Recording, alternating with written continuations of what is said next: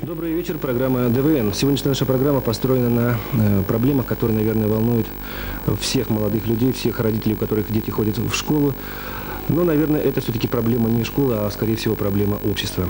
Речь идет о преподавании современной истории, я имею в виду послеоктябрьский период, в наших школах. Не только города, но и вообще, наверное, страны. На сегодняшний день сложилось такое мнение, что у нас существует якобы 3 истории. Но история у нас одна, вот только какая, надо в этом, наверное, разобраться.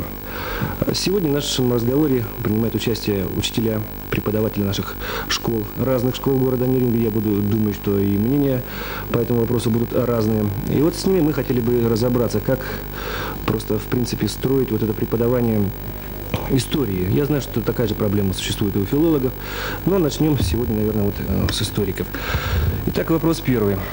Как вы считаете, то, что сегодня преподается в школе, это в какой-то мере соответствует тому, что, вот, допустим, вашим гражданским позициям, как бы вы преподавали? Ведь для кого не секрет, что люди заканчивают одну и ту же школу. Просто один учится в 10 А, допустим, другой в 10 Б или в 11 сейчас классе. И выходят они абсолютно по-разному относятся к нашей советской истории. Наверное, само по себе явление ненормальное, а вот как вы к этому относитесь, какие у вас трудности с этим? Естественно, потому что в каждой школе, даже между учителями, ведется острая беседа и полемики о том, значит, по разным темам истории. Но это любая тема, которую мы возьмем. Это тема Октябрьской революции, и послеоктябрьские дни, и тема гражданской войны, и тема индустриализации, коллективизации, культурной революции, национальный вопрос. Темы, конечно, сложные, глубокие, поэтому ограничиться только лишь учебником и программой на сегодня, мне кажется, это недостаточно и было бы неправильно, не объективно. Почему? Потому что многие понятия устарели, учебники тоже многие устарели, они отстают от жизни, программы нуждаются в серьезной доработке, и хотя появляются новые программы, они все равно, значит, не идут в уровень жизни. Что касается меня, значит, я тоже испытываю трудности большие и в 10 классах, и в 11 классах. И поскольку в нашей стране выходит свыше 1000 изданий периодически, и в каждом издании дается своя трактовка одной и той же темы, то трудно найти вот какую-то вот твердую позицию, чтобы раскрыть правильно хотя бы как-то ученикам тот или иной вопрос. Поэтому здесь без газет, без журналов, без разных точек зрения по одному и тому же вопросу нам никак не обойтись. И поэтому я считаю, что ученикам нужно тоже давать как можно больше высказывать свое мнение по любой теме. Правильная будет точка зрения или нет, но он должен высказывать свою точку зрения. Вот у нас в школе 12 у нас тоже 3 историка, разные позиции у нас между историками, разные отношения к тому или иному событию. Но суть правды, ядро правды, например, того же вопроса кронштадтского мятежа, гражданской войны, даже перестройки вот сегодняшней. Вот суть, ядро, правду об этих событиях, положительные явления, негативные явления, остаточные явления, это наш долг, и мы должны их раскрывать. Скажите, пожалуйста, вы сказали, что вот нужно чаще давать школьникам высказать свое мнение. Да. А, кстати, как вот они относятся к событиям, которые проходят, ну, хотя бы, вот, допустим, последние 10 лет в нашей стране? Ну, в 11 классах, у меня 2 11 класса, 11 А, 11 Б класс, ребята по-разному оценивают эти события, которые происходят на стране. Во-первых, на кругозор любого школьника большой акцент оказывает не только вот ту газету, которую он прочитал, как он ее понял, как он высказал свою точку зрения, оказывает сегодняшняя жизнь, то, что он в этой жизни видит, то, что он ест, то, что он надевает на себя, какова зарплата, значит, семьи. А также кругозор ребенка складывается и от того мнения, что говорят родители по любому вопросу сегодняшних дней дома. Да, семья. Поэтому огромное значение имеет вот именно то, вообще, если в семьях говорят, обсуждают события, семья сидит за событиями, смотрит телевидение, элементарные вот программы, значит, газеты читает и так далее, и хотя бы какая-то полемика идет, или хотя бы какая-то вот, беседа и так далее, то ребенок, вот приходит в школу, он, как правило, массу вопросов задает. Вот, например, такие вопросы. Сегодняшняя перестройка. Вот, например, Ким говорит так, что 6 лет перестройки, но это не перестройка, это предперестроечные дни, что перестройка сегодня в загоне. И в основном вот те высказывания, которые он сегодня говорит, они, естественно, соответствуют. Я, например, с ним согласна в некоторых отношениях. Другие ребята, наоборот, например, даже мнения разделились в отношении Горбачева, личности Ельцина, личности Назарбаева. Тоже разные точки зрения. Вот одни из них, значит, опираются на печать, говорят вот языком печати последних вот событий, журналов, газет. Другие, например, говорят так, что мы за Горбачева, мы верим перестройку, это временные трудности. Значит, все это пройдет, и мы будем жить хорошей жизнью, нормальной жизнью и так далее. Третий, например, приходит в такой какой-то апатии, в каком-то отчаянии. Сегодня принесли 2 ученика мне в 9 классе с собой принесли, ну, пусть простят мне родители этих учеников, фамилию не буду называть. Вот, значит, они принесли с собой завтраки. И говорят так, вот сегодня мы за перестройку, за наши трудности, а вот мы с собой Либорит наносим с собой завтраки. Я говорю, почему с собой их носим? Потому что нам не хватает того, что он дает в столовой, допустим. Понимаете? И кроме того, поэтому мнение складывается от того, как он одет, как он обут, значит, что он сегодня видит реально. Например, мы говорим о социализме, что социализм вот такой, разные этапы прошел, да? А мы жили при этом социализме? Вопрос возникает. Был у нас социализм? Ну, в теории мы, наверное, жили. В теории, да. На практике мы только постоянно, вспомните, 5 лет назад, мы говорили, полная победа социализма, окончательная победа социализма, развитой социализм, последняя фаза. Понимаете? Ну, поэтому сегодня... Я сказал, что наша страна – это страна с предсказуемым прошлым. Да. В принципе, наверное, ни одна страна в мире, цивилизованная страна, так не обращалась со своими лидерами. Потому что у нас, начиная, допустим, от Ленина и кончая последними нашими лидерами, ну, сплошь негативное отношение к этому. Когда они уходят уже из жизни чаще всего. Ну, в последнее время уже и при жизни. Да, но это последнее такое время. Ну, раньше, вот я, например, читала в «Комсомольской правде», недавно была такая статья, что раньше, вот, допустим, раньше люди до Октябрьской революции, у них были какие-то свои идеалы. Вот они, допустим, грубо так сказать, сегодня, но это правда. Многие из них верили в Бога, многие из них верили в царя, многие из них верили в Отечество и так далее. Постепенно эта вера растаптывалась, вот, обливали грязью иногда, может, даже ненужной, вот, и лидеров партии и так далее. Хотя, конечно, было много ошибок у каждого из них. Вот, у нас обычно, как говорится, страна крайностей. Мы из одной крайности в другую крайность идем. Скажите, пожалуйста, какой вы видите в связи с этим выход из положения? Потому что ведь это страшная вещь, когда люди, заканчивая школу, граждане одной страны, одного города, одной школы, имеют 2 взгляда на нашу историю, и, соответственно, с этим жить они будут по-разному. То есть к единому чему-то они не придут. Это значит, что в ближайшее время наше общество ждет этот же развал, который сейчас существует. Мне кажется, это бояться не стоит, потому что жизнь еще подучит наших ребят. Вот они закончат школу, и жизнь хорошо еще подучит их. Они, во-первых, сейчас, вот, например, в школе, одни из них больше читают, одни из них больше вникают, одни из них больше смотрят передачи, другие вообще относятся как-то хладнокровно к этим вопросам. Но жизнь есть жизнь, и жизнь еще многому научит и подучит их. Ну, у вас предмет очень просто серьезный. Допустим, на фоне всех этих технических предметов можно как-то ошибаться в вопросах физики и химии, но когда общество ошибается в вопросах своей истории... А кто не ошибается в вопросах истории? Вот скажите, кто не допускал ошибок в вопросах истории? То же самое, допустим, наш основатель нашего государства Ленин. У него уже много ошибок было. Вы знаете, что мне хотелось бы сказать? Вернуться к тому вопросу, с которого мы начали. Вот как ее, эту историю самому преподавать? Ну, мне год назад пришлось быть в Москве на учредительной конференции Всесоюзной ассоциации преподавателей истории. И там перед нами выступал начальник управления одного из управлений гособразования, Государственного комитета по народному образованию СССР. Вот он сказал, что история будет вообще в корне пересматриваться, перестроение истории будет в школе. Совершенно вот по-другому будет, да? Да, концепции различные.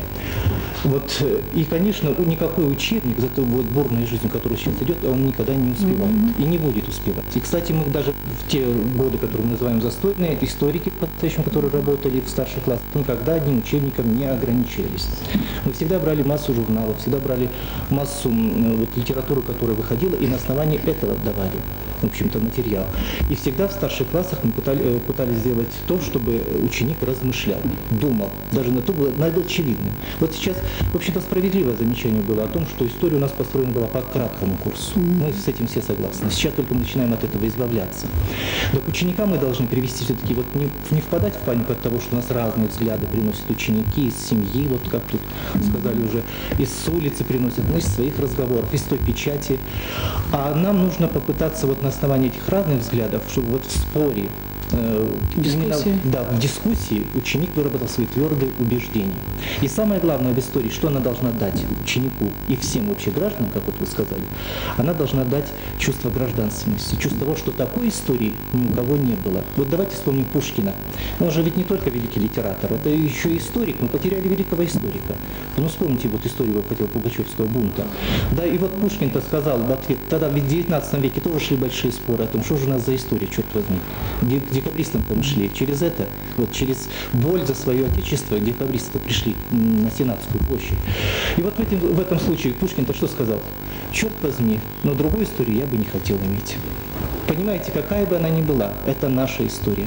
И нельзя ее делить историю, там, что она вот это черное, вот это белое. Не бывает такого в истории. История, она всегда состоит из полутонов. Тот человек, который берет одну какую-то сторону, старается ее усилить. Вот у Соловьева, нашего знаменитого русского историка, это одна история. Монархист. Карамзин это совсем другое. Ключевский это совершенно третье.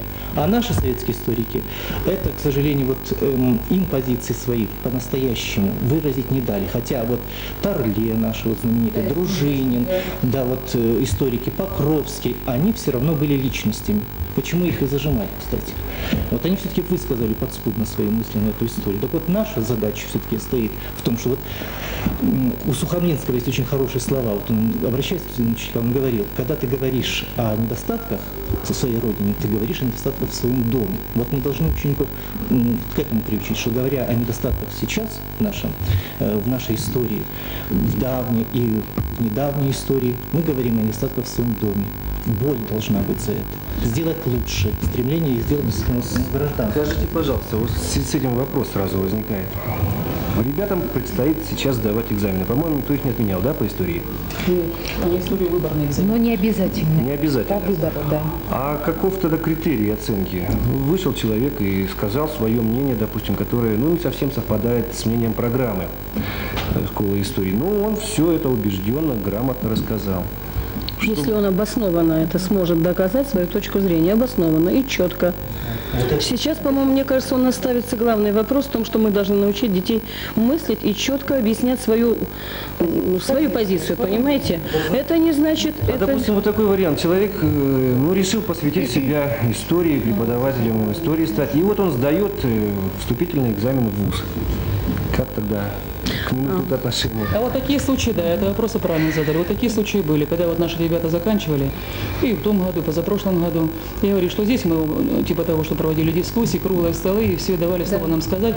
А когда мы стали высказывать свою точку зрения при поступлении в Иркутский институт, в частности, поступали в Хабаровский, говорят, там просто нам просто пальцем показывали, говорю, вот неправильная точка зрения, вы неправильно говорите. Вот. Ну, в общем, пытались доказать по старым устаревшим догмам. Программа недавно была у нас, корректировалась, по-моему, год назад. В 86-м году, 87-й, 87-й. Ну, по нашему том-то дело, что она пересматривается сейчас. Я вижу у вас журналы, да, истории, 91-й год, пятый номер, второй. Первый, второй. Помогает? И пятый. Ну, кое-что можно взять. Там есть и методические некоторые вот новинки, есть небольшие корректировки, но вообще этого недостаточно. Тут много документального появилось. Основа есть, конечно, там это можно взять. Заставили, чтобы они задумались сами. Но ведь это во многом зависит, допустим, от преподавателя. Если преподаватель всю жизнь учил детей истории, ему осталось там полгода до пенсии. Ему, во-первых, даже если он захочет, он просто ему трудно будет настроиться. Он не можно сказать о преподавателях, да? Да. О личности учителя можно сказать, да? Конечно. Я думаю, что, в общем-то, я согласна с тем, что говорили мои коллеги, что проблем, конечно, очень много преподавания истории, особенно в старших классах. Но мне кажется, может быть, и я на свой страх и риск об этом говорю, что многое зависит от учителей сегодня. Потому что нет одинаковых учителей, нет одинаковых учеников. И сегодня, мне кажется, нужны не только новые программы, новые учебники и так далее, нужны новые учителя. Вот вспомним Солженицына, да? Он говорил, что надо начинать ведь не с детей, с воспитания, обучения, а надо начинать с учителей прежде всего. Так вот, сегодня, наверное, может быть, я не имею в виду, что вот выпускников вуза и так далее, а вот с нас, учителей. То есть и нам надо сегодня пересмотреть все свои взгляды, всю свою эволюцию своих взглядов, да? Потому что без эволюции просто невозможно. Нельзя законсервироваться вот в каком-то одном. Надо меняться. Ну, а для того, чтобы меняться, конечно, очень много надо знать. То есть эрудированность от учителя имеет огромнейшее значение. Я прошу прощения, кроме того, освобождаться нам самим от стереотипов. Да, вот того, что у нас раньше было наработано, к чему мы привыкли. Может ли быть вот такой выход? Допустим, вы сказали, что у вас в школе 3 человека занимаются современной историей. И у них как-то не совсем совпадают взгляды. Чтобы, допустим, на факультативах эти люди, допустим, этот же современный курс истории читал не один человек, а 3.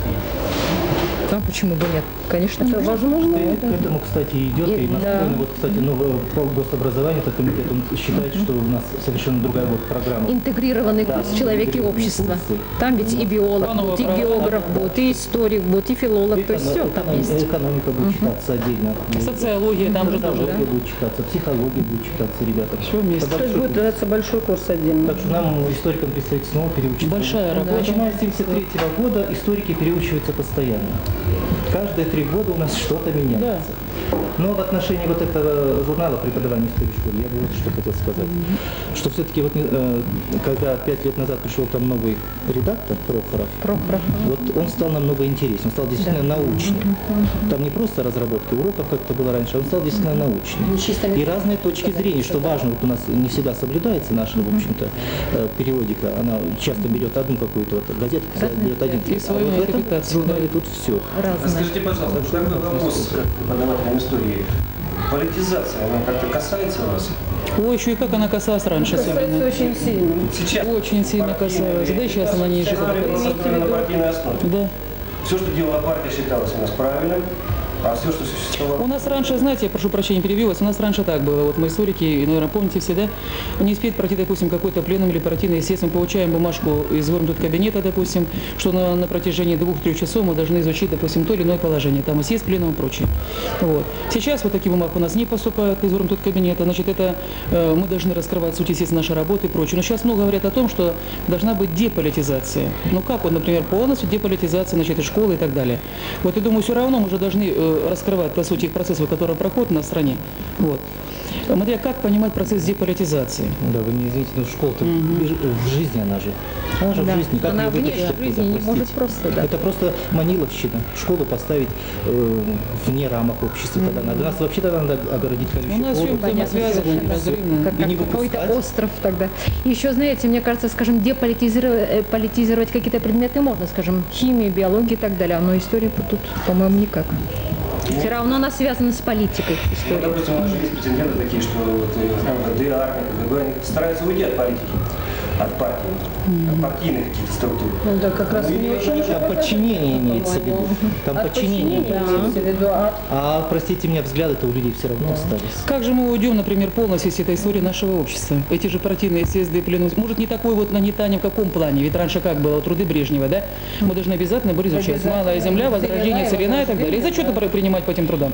Вот. Сейчас мы знаем много трудов Горбачева, но мы берем, например, то, что нам надо. Вот. Ты Горбачев сейчас много преподает в школе? А? Горбачев много в школе преподает? Ну как, вот когда мы говорим, допустим, тема у нас есть, и кроме темы, когда мы сочиняем. Нет, мы не конспектируем. Нет, разбирать мы разбираем, а конспектировать. Точек зрения, потому что одна точка зрения у Ельцина, вот, да, лучше вам да. и одна точка зрения у Горбачева. Другая у Назарбаева. Вот видите, там еще у кого-то. Беседа, всего того, что рамки передачи у нас небольшие, я бы хотел просто задать вам вопрос. Вот вы каждый день приходите на уроки, ставите оценки, оцениваете знания своих учеников. Как вы считаете, на сегодняшний день, чего вы больше ставите, двоек или пятерок? В старших классах, по-моему, вообще уже, мне кажется, двойки такая оценка, да еще по истории, мне кажется, очень-очень спорно. Вот. То есть сейчас Потому очень что, легко отвечать на вопрос истории? Нет, не легко, просто вот, например, если мы стараемся в школе, мы стараемся как так, чтобы ребенок действительно мог высказать свою точку зрения, свое, показать свой кругозор, показать свое умение разбираться в ситуации. А сейчас, я вам скажу, дети тоже делаются маленькими политиками, иногда разбираются лучше даже, чем, по-моему, даже не политиками, извините, да. И политиканами тоже. Да, допустим, не слышал, он там что-то. есть, это очень сильно. Кстати, вот Любовь Архиповна сказала в самом начале, что это и ученика оцениваем не только как он мыслит, а если он тащит газетную статью, и вслед от этой газетной статьи никуда больше не видит, это уже... То есть это получается... У него свое мнение. Вот, например, вот у нас, я прошу прощения, в заключение хочу сказать, у нас сегодня, например, много вопросов было по обсуждению статьи диалога алгоритма Горбачева и Ельцина, да? Вот. Ну и парень у меня один, мальчишка в 11 классе, говорит: Любовь, вы за кого, за Горбачева или за Ельцина? Потому что у меня, говорит, родители за Ельцина. Я говорю, ну как сказать? Он говорит: нет, вы точно скажите, вот у кого? Значит, кому ближе, вот они допытываются, кому ближе, вот кто за Ельцина, кто за Горбачева. Я говорю, вы знаете, некоторые человеки мне нравятся Горбачева, вот не нравится, допустим, его нерешительность в каких вопросах, некоторые нравятся мне Ельцин, но конкретно, вот им только вырвать, максималисты они, вот кому и все, понимаете? Черные или белые, да? Что здесь нет ничего страшного, что дети обращаются к вам. Во-первых, это даже, наверное, здорово, что они к вам обращаются, значит, они все-таки верят в преподавателей истории. Ну что ж, я думаю, на этом обсуждение наших проблем в плане истории не кончается. Это, наверное, просто начало нашего разговора. Просто ждем ваших писем и пожеланий. Программа ДВН прощается с вами. До свидания.